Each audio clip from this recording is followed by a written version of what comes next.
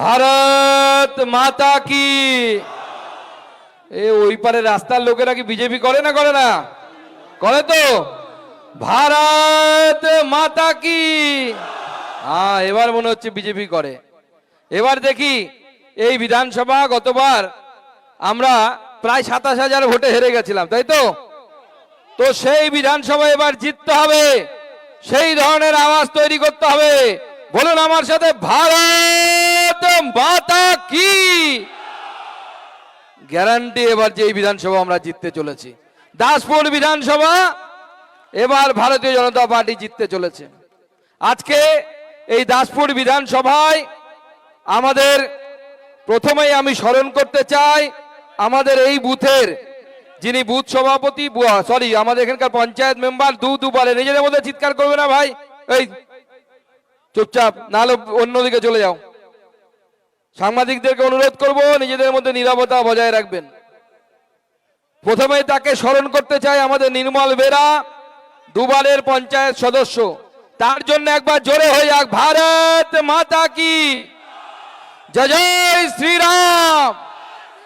মহান দেশের মহান নেতা নরেন্দ্র মোদী জিন্দাবাদ, জেপি নাড্ডা জিন্দাবাদ, অমিত শাহ জিন্দাবাদ, নীতিন নবীন জিন্দাবাদ, ভারত মাতা কি। বন্ধুগণ, আজকে এই দাসপুরে আমাদের যে সভা, সেই সভায় উপস্থিত আমাদের সভাপতি শ্রী তন্ময় দাস মহাশয়, উপস্থিত আমাদের বিভাগের কর্মেনা রাজ্যের নেতা, বহু পুরনো নেতা নীলাঞ্জন অধিকারী, আমাদের প্রাক্তন সভাপতি মাননীয় শ্রী রতন দত্ত, আর একজন আমাদের পার্টির অনেক পুরনো নেতা, আমাদের এখানকার বিধায়ক, ঘাটাল বিধানসভার বিধায়ক মাননীয় শ্রী শীতল কপাট, তপন দত্ত জেলা সাধারণ সম্পাদক শতদল নাগ, তনুশ্রী সাঁতরা, বিধানসভা ইনচার্জ হৃদয় হাজরা, মদন রুইদাস, বিজন মিত্র, তিনজন আছেন এখানে যারা অন্য জেলায় বাড়ি কিন্তু এখানে বিধানসভা ইনচার্জ হিসেবে কাজ করছেন। তার মধ্যে মদন রুইদাস আমাদের এসসি মোর্চার, তার তিনি জিএস। গোটা মঞ্চকে একবার সবাই মিলে হাততালি দিয়ে সবাই মিলে স্বাগত করাবেন। এছাড়াও উপস্থিত আছেন আমাদের প্রশান্ত বেরা, কালীপদ সেনগুপ্ত যিনি প্রচন্ড পরিশ্রম করেছেন, তপন মাইতি, রামকুমার দে, দাসপুর বিধানসভার 6 জন মন্ডল সভাপতিরা কোথায় আছে? সবাই দাঁড়িয়ে যাও, জোরে হাততালি দিয়ে একবার মন্ডল সভাপতিদেরকে বরণ করে নেবেন। আর মঞ্চে যদি কেউ থেকে থাকেন, যদি বাদ গিয়ে থাকেন, চিন্ময় চক্রবর্তী আছেন যিনি অন্য বিধানসভার ইনচার্জ কিন্তু এই বিধানসভায় বাড়ি।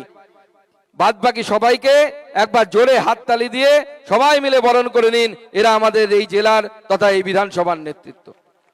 বন্ধুগণ, আমরা দাসপুরে কেন জমা হয়েছি? আমরা বিজয় সংকল্প সভা করছি। এখান থেকে ভালো দেখা যাচ্ছে না, তাই না? এই পারের লোকেরা দেখতে পাচ্ছে না, তাই তো? তো বিজয় সংকল্প সভার মানে কি? আমরা জয় করতে চাই। কি জয় করতে চাই? এই পশ্চিমবঙ্গ, যে পশ্চিমবঙ্গকে মমতা বন্দ্যোপাধ্যায় এবং তার দলবল দ্বিতীয় বাংলাদেশ বানানোর পরিকল্পনা করছে, আজকেই দিল্লি থেকে 2টো চ্যানেল আমার হিন্দিতে এবং ইংরেজিতে ফোনও নিল, মানে ফোনে যে বাইট নাই।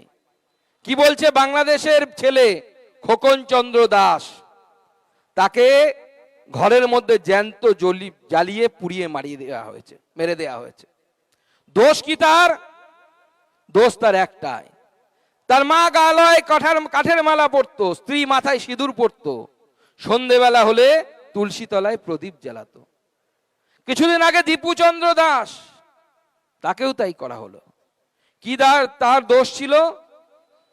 সে নাকি কোনো একটি ধর্মের অবমাননা করেছে, সেই অজুহাতে তাকে গণধোলাই করা হলো। পুলিশ জনতার হাতে তুলে দিল। গণধোলাই করার পর গলায় দড়ি টাঙিয়ে গাছের সাথে ঝুলিয়ে দেওয়া হলো। বডিটা নড়ছে, তখনও ঠোঁটটা কাঁপছে, চোখের পাতাটা টিপটিপ করছে, অর্থাৎ জ্যান্ত আছে। সেই সময় কেরোসিন তেল, পেট্রোল দিয়ে আগুন জ্বালিয়ে দেওয়া হলো। দোষ কি তার? একটাই দোষ, তার দোষ হচ্ছে হিন্দু। হিন্দু হওয়া কি কোনো দোষের? আপনাদের কি মনে হয় কোনো দোষের? আজকে বাংলাদেশে এই পরিস্থিতি তৈরি হচ্ছে। আপনারা বলছেন সুকান্ত দা এ তো বাংলাদেশের খবর, আপনি এখানে বলছেন কেন? তাহলে আপনাদেরকে স্মরণ করিয়ে দিই কয়েক মাস আগের কথা, যখন মুর্শিদাবাদে শামশেরগঞ্জে ওয়াকফ আইন পাশ নিয়ে তখন এই ধরনের আন্দোলন চলছিল। মুর্শিদাবাদের শামশেরগঞ্জ হরগোবিন্দ দাস তার ছেলে চন্দন দাস বাড়ির সামনে পাশের বাড়ির কাকু কুপিয়ে মেরে দিল। চোখের সামনে তার মা দেখেছে ছেলেকে কুপাতে, স্ত্রী দেখেছে স্বামীকে কোপাতে, পালিয়ে গিয়ে অন্য রাজ্যে গিয়ে আশ্রয় নিয়েছিল, বাঁচাতে পারেনি নিজের স্বামীকে, নিজের পুত্রকে। পুলিশের আসতে কতক্ষণ সময় লেগেছিল মমতা বন্দ্যোপাধ্যায়ের পুলিশের আসতে? মাত্র 4 থেকে 5 ঘন্টা। মাত্র 4 থেকে 5 ঘন্টা রক্তক্ষরণ, রক্ত বেরিয়ে যাচ্ছে একের পর এক। চন্দন দাস, হরগোবিন্দ দাস কাতরাচ্ছে। দোষ তাদের কি ছিল? তারা শুধুমাত্র মা কালী, মা দুর্গার মূর্তি বানাতো। কি বলে, এখানে আসার সময় দেখলাম অনেকে মূর্তি বানানোর কাজ করে, আছে কি না?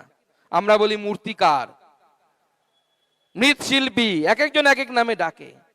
এটাই তাদের দোষ ছিল। তারা বিজেপি করতো না, তারা আরএসএস করতো না, বিশ্ব হিন্দু পরিষদ করতো না, মাথায় গেরুয়া ফেটি বোধে জয় শ্রীরাম তারা বলেনি। কংগ্রেসের সদস্য ছিল, সিপিএম এর সদস্য ছিল, সেকুলার ছিল। আজকে মুর্শিদাবাদ আর বাংলাদেশ কি মিল দেখতে পাচ্ছেন না পাচ্ছেন না? যদি মিল দেখতে পান তাহলে আগামী প্রজন্মের জন্য সজাগ হন। আমি সেই জন্য এসেছি, কারণ আমি অনেক আগে এই ডাকটা শুনতে পেরেছি। সুকান্ত মজুমদার নেতা শখে হতে আসেনি। ইউনিভার্সিটিতে পড়াতাম, প্রচুর মাইনে, একজন ইউনিভার্সিটি প্রফেসরের যেরকম হয়, সায়েন্সের টিচার, এসি ল্যাব, ওই ল্যাবে আমি রাজা, বিরাট ঘর নিয়ে 5টা স্টুডেন্ট, যা বলবো বললে পাও টিপে দেবে, এরকম অবস্থা। কারণ আমার তাদের ভাগ্য আমাদের হাতে থাকে। সেই সুখের জিনিস ছেড়ে, জীবন ছেড়ে এই রাস্তায় এসেছি, রোদে তাপছি, পরিবারের সাথে মাসের পর মাস দেখা হয় না, বাচ্চাদের মুখ দেখতে পাই না। কিসের জন্য? উদ্দেশ্য একটা, এই পশ্চিমবঙ্গকে বাঁচাতে হবে, এটাকে বাংলাদেশ তৈরি করে দেওয়া যাবে না। মনে রাখবেন, এই উদ্দেশ্য নিয়ে আমাদের লড়াই। আমাদের লড়াই শুধু ওই লাল বাড়ির দখল বা নীল বাড়ির দখল নেওয়া নয়, এই পশ্চিমবঙ্গকে রক্ষা করার লড়াই। এই পশ্চিমবঙ্গকে রক্ষা করতে হবে, দায়টা আমাদের। বলবেন কেন দায় আমাদের? ইতিহাস মনে রাখতে হবে বন্ধুগণ। আমি যখন আসছিলাম, আমার আগে সম্ভবত কেউ বক্তব্য রাখছিলেন আপনাদের এই মঞ্চ থেকে, সেই ইতিহাস উনি বলছিলেন, অল্প করে বলেছেন। 1946 সাল, এই গোটা ভারতবর্ষে তখন কোন অংশটা পাকিস্তান হবে, কোন অংশটা পশ্চিমবঙ্গ হবে, কোন অংশটা ভারতবর্ষ হবে, তা নিয়ে তখন ভোটাভুটি চলছে। সেই সময় যেহেতু ঠিক হয়েছিল হিন্দু বহুল এলাকা হিন্দুস্তানে থাকবে, মুসলিম বহুল এলাকা পাকিস্তানে যাবে, কি করলেন? পুরো বাংলা, তখন যে বঙ্গপ্রদেশ অর্থাৎ এখনকার বাংলাদেশ আর বর্তমানের যে পশ্চিমবঙ্গ, এই দুটো মিলে যে বঙ্গপ্রদেশ, সেখানে মুসলিমরা সংখ্যাগরিষ্ঠতা ছিল। স্বাভাবিকভাবে গোটা বঙ্গ, ইউনাইটেড বেঙ্গল ইংরেজিতে যাকে বলে, সেই ইউনাইটেড বেঙ্গল সেটা বাংলাদেশে অর্থাৎ পূর্ব পাকিস্তানে যাবার কথা। ডক্টর শ্যামাপ্রসাদ মুখার্জি বললেন না, হতে পারে না। যদি পুরো বাংলায়, যদি কলকাতা যদি বাংলাদেশে অর্থাৎ পূর্ব পাকিস্তানে চলে যায়, বাঙালি হিন্দুর কি হবে? ঘাটালের লোকেদের কি হবে? দাসপুরের লোকেদের কি হবে? এরা কোথায় যাবে? তার সাথে সুনীতি কুমার চট্টোপাধ্যায়, মেঘনাথ সাহা, বিজ্ঞানী যাদের নাম আমরা বইয়ে পড়েছি, তারা সবাই আন্দোলনে নামলেন। পশ্চিমবঙ্গ নামক একটা নতুন বাচ্চার জন্ম হলো, একটা রাজ্যের জন্ম হলো। আর সেই পশ্চিমবঙ্গকে বলা হলো বাঙালি হিন্দুদের থাকার জায়গা। অন্যরা থাকতে পারেন, কোনো অসুবিধা নেই, যে কেউ থাকতে পারে।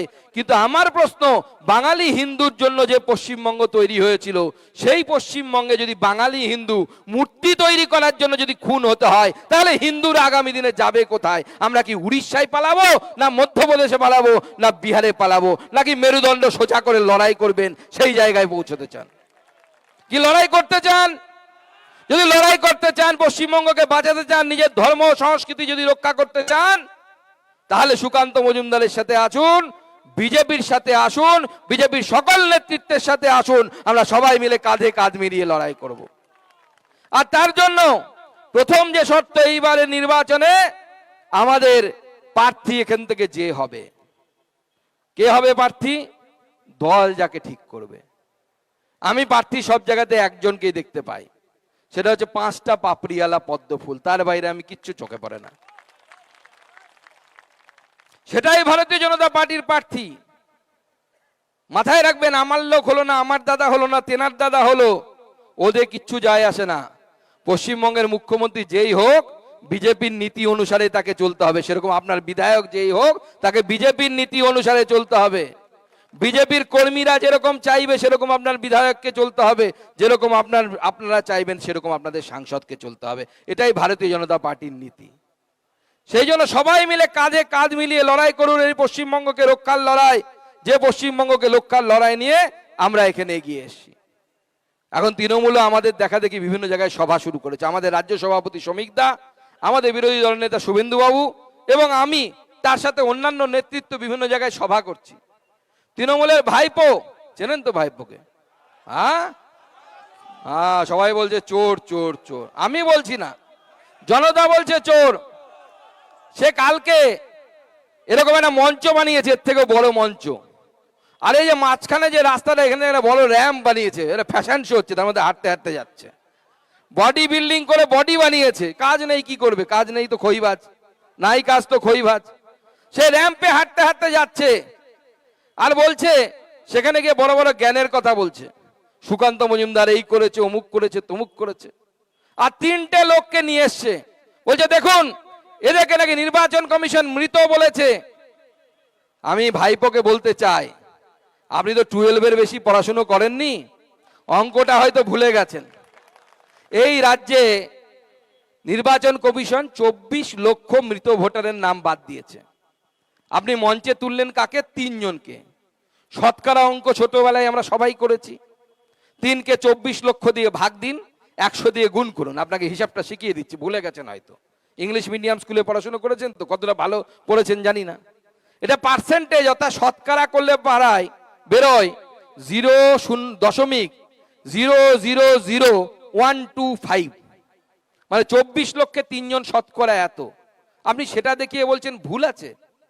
আরে আমি তো বলছি অভিষেক বন্দ্যোপাধ্যায়কে এক পাতা বাংলায় একটা দরখাস্ত লিখতে বলুন, এর থেকে বেশি পার্সেন্টেজে বানান ভুল করবে বেটা, ওটাও ঠিক মতো লিখতে পারবে না, সেই ক্ষমতা নেই। সে আবার বলছে সুকান্ত মজুমদার বিবেকানন্দকে বলেছে, এই বলেছে, হ্যাঁ বলেছে। আরে আপনি বুঝতে পারেননি, আরে তার কাছ থেকে বিবেকানন্দ শিখতে হবে, যার নাম গরু পাচারে জড়ায়। সুকান্ত মজুমদার 2বারের এমপি, কিছুদিন হলো মন্ত্রী হয়েছি। বুক ঠুকে বলতে পারি, আমার লোকসভা কেন্দ্র থেকে শুরু করে পশ্চিমবঙ্গের বিভিন্ন জায়গায় একজনও যদি বলে থাকে যে সুকান্ত মজুমদার আমাদের কাছ থেকে 5 টাকা চুরি করে খেয়েছে, আমি রাজনীতি থেকে বিসর্জন দিয়ে দেবো, রাজনীতি বিসর্জন দিয়ে চলে যাব। সে আমাকে বিবেকানন্দ শেখাচ্ছে।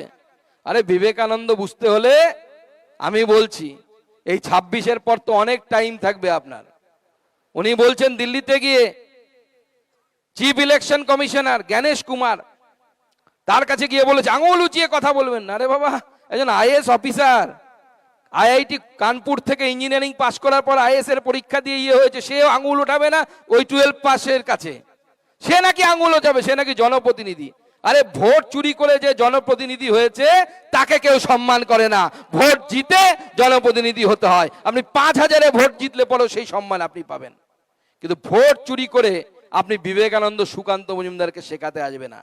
ছোটবেলা থেকে যারা আমার বাড়ি যেত, ভাইপো শুনে রাখুন কানে তেল দিয়ে, সুকান্ত মজুমদারের পড়ার একটা ছোট্ট ঘর ছিল, মধ্যবিত্ত পরিবারের মানুষ। সেই ঘরে কোনো সচিন তেন্ডুলকারও ছবি লাগেনি, শাহরুখ খানেরও ছবি লাগেনি, আমির খানেরও ছবি লাগেনি। একটা ছবি লাগানো থাকতো পেপার থেকে কেটে, তার নাম হচ্ছে স্বামী বিবেকানন্দ। আমরা তাকে দেখে বড় হয়েছি। আপনি আমাকে বিবেকানন্দ শেখাতে আসবেন না। আরে গরু পাচারকারী যদি বিবেকানন্দের কথা বলে কেমন লাগবে বলুন তো? আরে বিবেকানন্দ থাকলে পরে তো সুসাইড করে নেবে আপনার কথা শুনলে, যে ভাইপো আমার নাম নিয়েছে মুখে, এই জীবন আমি রাখতে পারবো না, রেল লাইনে বডি দেব, মাথা দেব না। বিবেকানন্দ গান গাইবে, এরকম অবস্থা হবে, আপনার পাল্লাই পড়বে। আর আপনি বিবেকানন্দ নিয়ে বড় বড় জ্ঞান দিচ্ছেন। আমি দেখছি যে কালকে ভাইপো কি বলেছে, আজকে আলিপুরদুয়ারে গেছে, আলিপুরদুয়ারে গিয়ে বলেছে 5 মিনিট লাগবে, আলিপুরদুয়ার নাকি সবুজ হয়ে যাবে। আলিপুরদুয়ারে অনেক চা বাগান, এমনিই সবুজ, এমনিই সবুজ। কিন্তু আর কি চুরি করবেন ওখান থেকে? বালি চুরি করে নদীগুলো শেষ, নদীতে হরপা বান আসছে, নদী শেষ, নদীর বাঁধ শেষ, পাথর শেষ। এখানে কি চুরি করে তৃণমূলের নেতারা? মাটি। আমরা ছোটবেলায় পড়তাম, ছোটবেলায় জীবন বিজ্ঞান আপনারাও নিশ্চয়ই পড়েছেন স্কুলে। আমরা পড়তাম তৃণভোজী প্রাণী হয় আর মাংসাশী প্রাণী হয়, তাই তো? আর মানুষকে বলা হয় সর্বভুক প্রাণী, মানুষ সব খায়। কিন্তু মানুষেরও ভাগে মানুষ বালি, ইট, সিমেন্ট, পায়খানা এগুলো খায় না। তৃণমূল হচ্ছে এমন প্রথম মানব প্রজাতি, তারা পায়খানা থেকে বাড়ি সব খেয়ে হজম করতে পারে। এটা কোনো মনুষ্য প্রজাতি পারে না, একমাত্র তৃণমূল কংগ্রেস এটা করতে পারে। সেই জন্য তারা সব কিছু খাচ্ছে। আজকে অবাক হয়ে যাচ্ছি আমরা। এখানে তৃণমূলের বিভিন্ন নেতার নামে আমাকে কয়েকজন বলেছেন যে এখানে বেশ কিছু নেতা আছে যারা তৃণমূলের হয়ে নাকি খুব মারামারি করে, লাফালাফি করে, হ্যান ত্যান করে, এই করবে, অমুক করবে, তমুক করবে, এসব সমস্ত কিছু নাকি এখানে তারা হুমকি চমকি দেয়। আমি অবাক হয়ে শুনলাম এখানকার যিনি বিধায়ক আছেন মমতা ভূঁইয়া, তাই তো?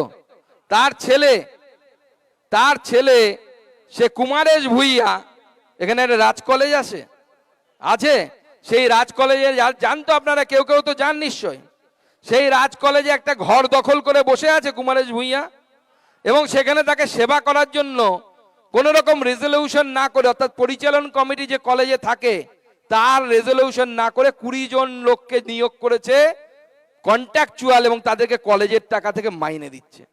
বাপের জমিদারি মনে করে এরা কলেজগুলোকে, এবং পশ্চিমবঙ্গের শিক্ষা ব্যবস্থাকে সম্পূর্ণভাবে ধ্বংস করে দিয়েছে। আপনারা অবাক হয়ে যাবে শুনলে পরে, পশ্চিমবঙ্গের যে কলেজগুলোতে অনার্সের লাইন দিয়ে ফর্ম নিতে হতো, পশ্চিমবঙ্গের কলকাতা থেকে শুরু করে কলকাতার সংলগ্ন এলাকায়, সেই সমস্ত কলেজগুলোতে 40%-এরও বেশি সিট ফাঁকা, কেউ পড়তে যাচ্ছে না।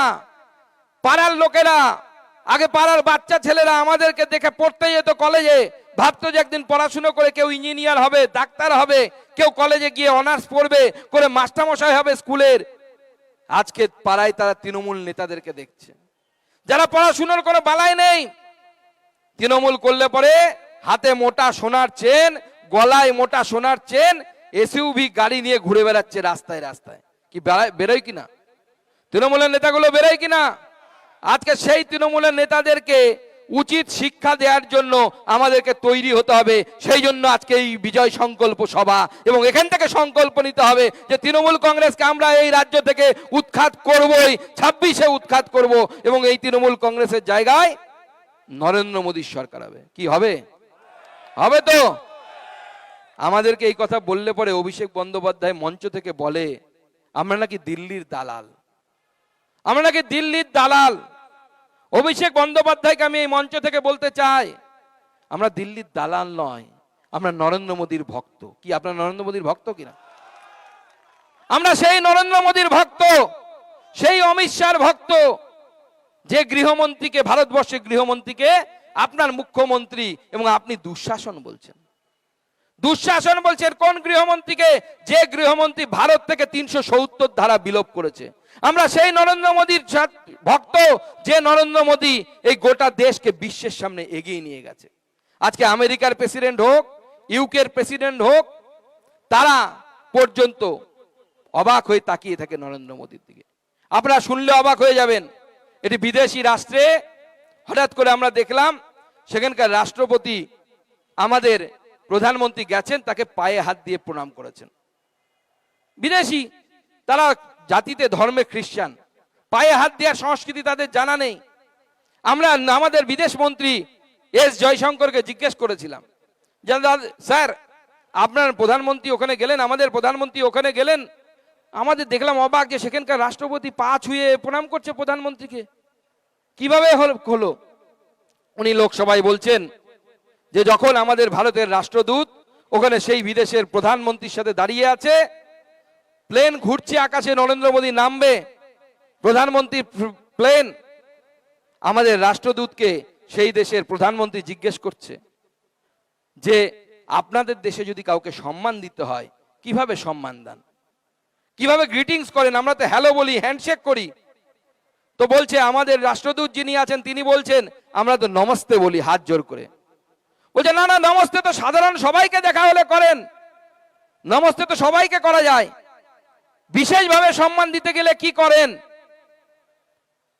উনি বুঝতে পারছেন না। অনেকবার বোঝানোর পর আমাদের রাষ্ট্রদূতকে বলেছেন ওখানকার প্রধানমন্ত্রী, আচ্ছা আপনার সাথে যদি রাস্তায় আপনার মাস্টারমশাইয়ের দেখা হয় তখন আপনি কি করেন? বলে অনেকদিন পর মাস্টারমশাইয়ের সাথে দেখা হলে আমাদের সংস্কৃতিতে নিয়ম হচ্ছে তার পায়ে হাত দিয়ে প্রণাম করি। বলছেন আজকে যখন নরেন্দ্র মোদী নামবেন তাকে আমি পায়ে হাত দিয়ে প্রণাম করব, কারণ আমি মনে করি তিনি আমাদের সবার মাস্টারমশাই। ভাবুন, একজন বিদেশি সংস্কৃতির লোক, সেই লোক সে খুঁজছে যে ভারতীয় সংস্কৃতিতে কি করে, কিভাবে সম্মান জানাতে হয় ভারতীয় প্রধানমন্ত্রীর, তাকে সম্মান জানানোর জন্য। ইটালির প্রধানমন্ত্রী মেলোনি, তিনি নরেন্দ্র মোদীর ফ্যান, তিনি বলছেন নরেন্দ্র মোদী আমাদেরকে পথ দেখাবে। মাঝে ভারতীয় বংশোদ্ভূত ঋষি সোনক ইউকের প্রধানমন্ত্রী হয়েছিলেন কিছুদিনের জন্য, তিনি বলছেন নরেন্দ্র মোদী আমাদের জন্য রোল মডেল। আরে আর কাউকে ছেড়ে দিন, পাকিস্তানের সাধারণ মানুষকে জিজ্ঞেস করলে তারা বলছে আমাদের আফসোস, আমরা যদি নরেন্দ্র মোদীর মতো যদি একটা প্রধানমন্ত্রী পাইতাম তাহলে আজকে পাকিস্তান ও ভারতবর্ষের মধ্যে হয়ে যেত। আর আমাদের মুখ্যমন্ত্রী কলেজ ভাড়া করে নিয়ে ভাষণ দিতে যাচ্ছেন। সেই পিসির যদি দুর্নীতির গল্প শুরু করি, পিসি নাকি এতই সৎ, তার পাড়ার আশেপাশে যত জায়গা জমি আছে 35খানা প্লট সবাই গিয়ে দিদিমণির পরিবারকে বিক্রি করে দিচ্ছে, কেউ অন্য কাউকে দেয় না। দিদিমণি কনফিডেন্ট ভোটে জিতবে। দিদিমণি বলছে যতই করুক ভোটে জিতবো আমরা। বলছে কেন, কিভাবে ভোটে জিতবেন?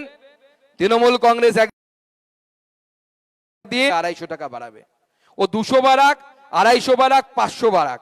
সুকান্ত মজুমদার এই মঞ্চ থেকে দায়িত্ব সহকারে বলে গেল, তৃণমূল যত টাকা ঘোষণা করবে লক্ষ্মীর ভান্ডারে তার থেকে 1 টাকা হলেও ভারতীয় জনতা পার্টি বেশি দেবে।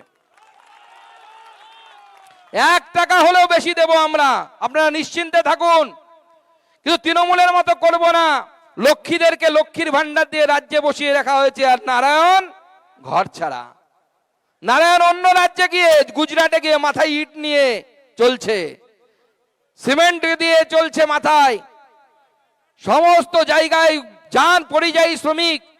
দিল্লিতে যখন আমরা কথা বলি, হরিয়ানা, গুরগাঁও, সব জায়গায় কনস্ট্রাকশনের যত শ্রমিক আছে তারা এই বাংলা থেকে যাওয়া, আমার বাংলা থেকে। অভিষেক বন্দ্যোপাধ্যায় পলিটিক্স করছে, আমার ওখানকার 2টো লোক আমার লোকসভার, তারা মহারাষ্ট্রে গিয়ে ডকুমেন্ট ছিল না, ধরা পড়ে গেছে পুলিশের কাছে। পুলিশের কাছে ধরা পড়ে যোগাযোগ করার মধ্যেই কোর্টের কাছে কেস চলে গেছে। কোর্টে চলে গেলে আর কারো কিছু করার থাকে না, জেল হয়ে গেছে ওদের। জেল থেকে ছাড়া পাওয়ার পর অভিষেক বন্দ্যোপাধ্যায় তাদেরকে ধরে নিয়ে প্রতিশ্রুতি দিয়েছে চাকরি দিব, চলো সুকান্ত মজুমদারের বিপক্ষে বলতে হবে। এখন অভিষেক যেখানেই সবাই যাচ্ছে বলছে দেখুন সুকান্ত মজুমদারের কাছে পা ধরে চেয়েছিল, সুকান্ত মজুমদার নাকি ফোন করেনি।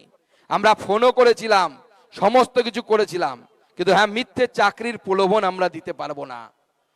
তার আগে এইটা জবাব দিন, আপনারা বলেন তো এগিয়ে বাংলা, তাহলে মুখ্যমন্ত্রীর এই এগিয়ে বাংলা ছেড়ে বিজেপি শাসিত মহারাষ্ট্রে কেন বাঙালির ছেলেদেরকে যেতে হচ্ছে, কেন বাঙালির মেয়েদেরকে যেতে হচ্ছে, এই জবাব আপনি দেবেন না? আর আমার জেলার সকল লোককে যদি আপনি চাকরি দেন, আমি বলবো সবাইকে মুম্বাইয়ে গিয়ে অ্যারেস্ট হতে, আর সবাই যেন চাকরি পায়। অভিষেক বন্দ্যোপাধ্যায়কে সবাইকে চাকরি দেওয়ার জন্য অনুরোধ করব।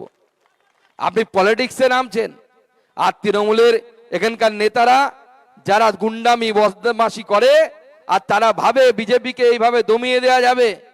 আমি পরিষ্কার বলে দিচ্ছি, দমিয়ে দেয়া বিজেপিকে যাবে না। যতই অত্যাচার করো, যতই খেলো, পুলিশ যদি পাশ থেকে সরে যায় তৃণমূল কংগ্রেসকে খুঁজে পাওয়া যাবে না। 15 মিনিটে তৃণমূল কংগ্রেসের সমস্ত পার্টি অফিস বন্ধ হয়ে যাবে। আর নির্বাচনটা কাছে আসতে দিন। সবে তো বলেছে যে আমরা নির্বাচনের তালিকা মানি না। নির্বাচনটা যত কাছে আসবে তৃণমূল কংগ্রেসটা অক্সিজেন সিলিন্ডার নিয়ে ঘুরে বেড়াবে, ওই দলটা আর থাকবে না, দলটা উঠে যাবে। চিফ ইলেকশন কমিশনকে গিয়ে বলছে জ্ঞানেশ কুমারকে ভ্যানিশ কুমার। আরে ভ্যানিশ কাকে বলে? 26-এর নির্বাচনের পর বাংলার জনতা দেখাবে, তৃণমূল কংগ্রেসকে ভ্যানিশ করে দেওয়ার দায়িত্ব বাংলার জনতা নেবে, সেই প্রস্তুতি নিচ্ছে।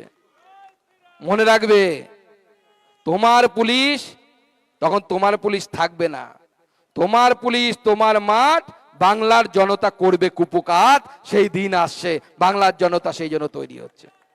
আপনারাও তৈরি হন, আপনারাও তৈরি হন। সেই তৈরি কিসের জন্য? পশ্চিমবঙ্গকে আবার সোনার বাংলা বানানোর জন্য। মাননীয় গৃহমন্ত্রী এসেছিলেন, তৃণমূল কংগ্রেসের থরহরিকম্প। একজন মুখ্যমন্ত্রী সংবিধানের শপথ নিয়ে তিনি বলছেন আমি চাইলে অমিত শাহ নিউ টাউন থেকে বেরোতে পারবে না। ভাবা যায়? মুখ্যমন্ত্রী না গুন্ডা সেটাই বোঝা যাচ্ছে না। গুন্ডা বলবো না গুন্ডি বলবো কে জানে, জানি না কি বলা উচিত। একজন মুখ্যমন্ত্রী হয়ে তিনি বলছেন যে ভারতবর্ষের স্বরাষ্ট্রমন্ত্রীকে বের হতে দেবেন না নিউ টাউন থেকে। এত বড় দম, এত বড় বুকের পাটা, এত সোজা ভারতবর্ষকে নাকি সে হিলিয়ে দেবে। আর রাজ্যটাকে হেলাতে পারছে না, ভারতবর্ষ হিলিয়ে দেবে, এত বড় কথা। মনে রাখবেন, ভারতীয় জনতা পার্টি মারামারি করে না, ভারতীয় জনতা পার্টি গন্ডগোল করে না। আমরা ঝান্ডার সাথে ডান্ডা রাখি, আমরা ডান্ডা রাখি। আজকে ডান্ডাগুলো একটু সরু সরু দেখলাম, কোনো অসুবিধা নেই। ভোট যত আসবে তত মোটা ডান্ডা নিয়ে বেরোবেন, ফ্ল্যাগটা ঢুকবে না। ফ্ল্যাগটা কি করবেন, মোটা বাঁশ নেবেন, বাঁশ নিয়ে তার উপরে ঝান্ডাটা রেখে পেরেক দিয়ে মেনে দেবেন। তাহলে দুটো সুবিধা আছে, মোটা ডান্ডা হবে, ভালো করে ধরাও যাবে, মারাও যাবে যখন প্রয়োজন পড়বে। আর ঝান্ডার দিকটা দিয়ে মারলে পরে পেরেকটাও থাকবে, ওটা দিয়ে ভালো করে লাগবে। তাই আমি বলি, হাতে উঠবে যখন কাঁচা বাঁশ, বদলে যাবে ইতিহাস। ভারতীয় জনতা পার্টি সেই ইতিহাস বদলাতে পারে, ভারতীয় জনতা পার্টি সেটা পারে। তাই আজকে অনেক সন্ধ্যা হয়ে গেছে, আমাদেরও আসতে অনেকটা দেরি হয়ে গেছে। আপনাদের কাছে আর বেশি কিছু কথা বলবো না, আপনারা নিশ্চিন্তে থাকুন। এই 26-এ নির্বাচন তৃণমূলের, 26-এ নির্বাচন, 26-এর বিসর্জন, 26-এ নির্বাচন বাঁচতে চায়, বাঁচতে চায়। এরপরে আর একটা লাইন যোগ করতে পারেন, বাঁচতে চায় বিজেপি তাই তৃণমূল, তৃণমূল, তৃণমূল, তৃণমূল, তৃণমূল। ভাইপো, ভাইপো, ভাইপো, পিসি, পিসি। আমাদের সরকার তৈরি করতে কতগুলো সিট দরকার? 147 খানা। আচ্ছা 48 একটা বাড়িয়ে দিলাম, 147 খানা তৈরি হয়ে আছে। দাসপুর দেবেন? দেবেন? দেবেন? তাহলে সরকার তৈরি হবে। আর সেই প্রতিজ্ঞা নিন। আর কি বললাম, প্রার্থীকে, প্রার্থীকে, প্রার্থীকে। তাই করবো না কোনো ভুল, ভোট পাবে। করবো না কোনো ভুল, ভোট পাবে।